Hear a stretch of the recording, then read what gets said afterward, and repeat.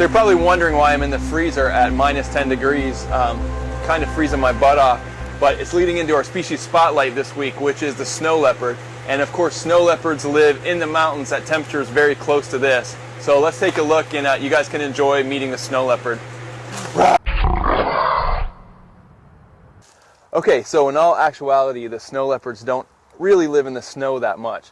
They live more on the rocky faces of the mountains, and they're found anywhere from Nepal, Pakistan, Afghanistan, even China, different areas in that region. And they live in the very steep mountains, and that's where their prey lives. Their main prey is the ibex goat.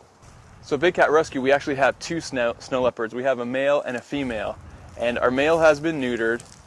We're not going to breed these guys. The problem is really not breeding them in captivity, because snow leopards, believe it or not, do breed fairly well in captivity. And as a matter of fact, the two snow leopards that we have, Hercules and Chloe, they were pretty much unwanted snow leopards. They were considered surplus, so they were both offered for sale. Chloe was even given to us. So the problem is not that they won't breed in captivity. We could have lots of snow leopards born in captivity. The real issue is their habitat in the wild.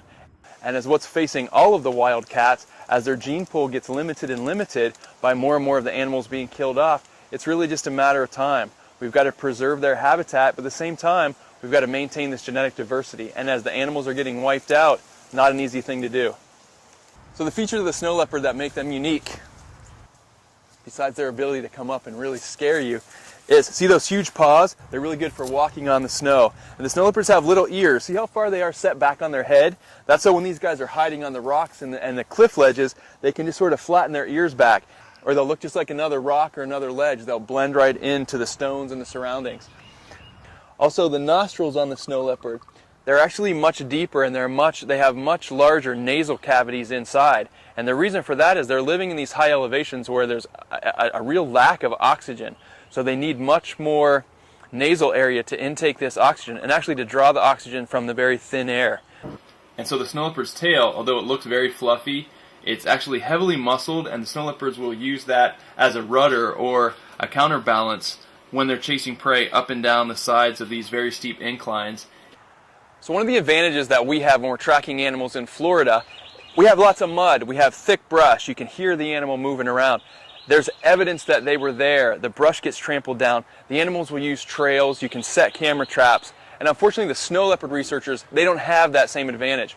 We're talking about looking for animals that blend in perfectly, and they're on snowy, rocky mountainsides where they don't leave tracks. And if they do, they're blown away very quickly. Where these animals are just walking on gravel and rock where there's no evidence or tracks left behind.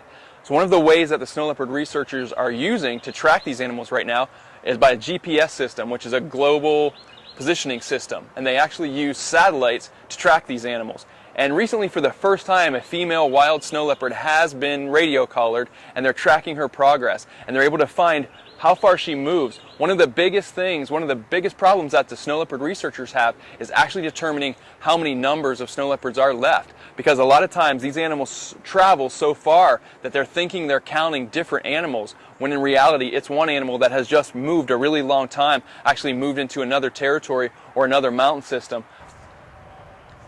So you might wonder what you can do to help the snow leopards, especially if you live in Florida like we do at Big Cat Rescue, or if you're in the United States. And there's an easy way to do that. There's an organization called the Snow Leopard Trust, and you can find them at snowleopard.org. And their goal is to preserve snow leopard habitat and basically let the snow leopards live there without interruption. And what they're doing is working with the people that live in those areas, the people that actually live where there are snow leopards and where snow leopards affect their lives by taking goats from their herd and really affecting their monetary income.